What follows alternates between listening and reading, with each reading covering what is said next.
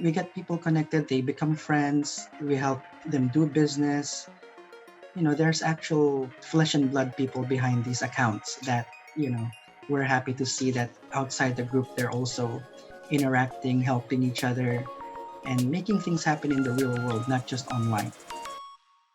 Charles Chamorro, hello and welcome to So Jannelle.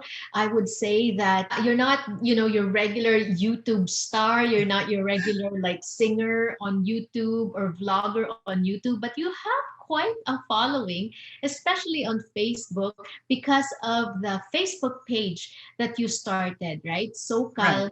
SoCalPinoys. Hello and welcome to So Jannelle. Oh, thank you so much. It's a pleasure to be here. Only about 3 years, but you have already gathered a lot of following. How many members do you have in your group? We're approaching 30,000. It underscores the fact that there are a lot of Filipinos that live here in Southern California. In fact, they're saying that 25% of all the Filipinos that live in the whole US reside here in Southern California. So this is actually a smart move from your part to start SoCalPinoys. But what pushed you to do that? Well, I started the group mainly because of my frustration with the other Filipino groups that they were supposedly catering to the California or Southern California residents, but they lost their theme along the way.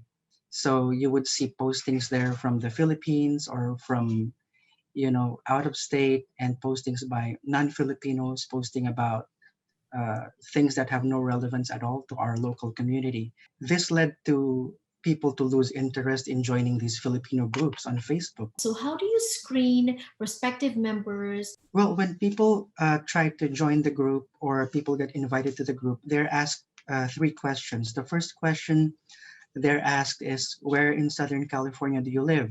If you don't live in SoCal, what ties do you have to our area?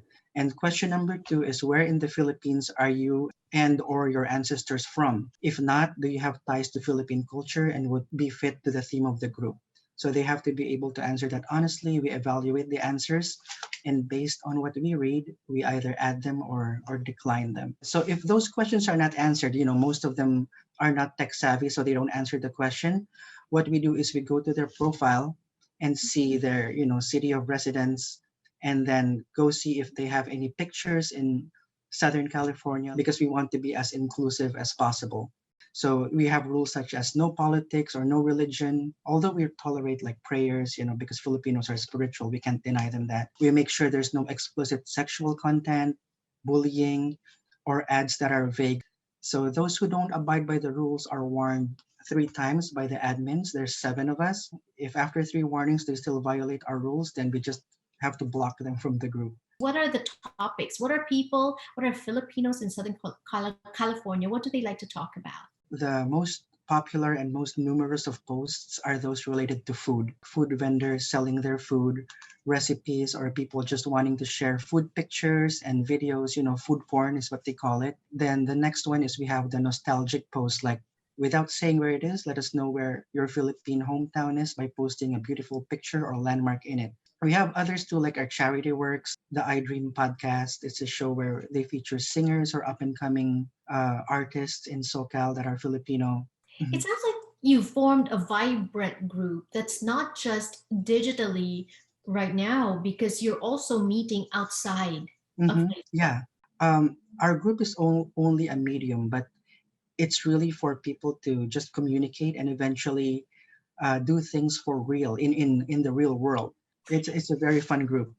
You said that keyword is fun, making it fun, especially in the last year that we just crawled out of. Did you see an uptick in your membership from last year? Oh yes, yes. So during the pandemic, that's when our membership really grew, exploded, because people relied on the internet for business, for emotional support, for information exchanges, for friendship, because they couldn't go out. So they make friends in our group, they sell things in our group, they get information from our group on where to find things or what's going on in their neighborhood, in the community. So you don't really need to do this, but you're taking time out of your very busy schedule to foster this. And we do this to self-actualize.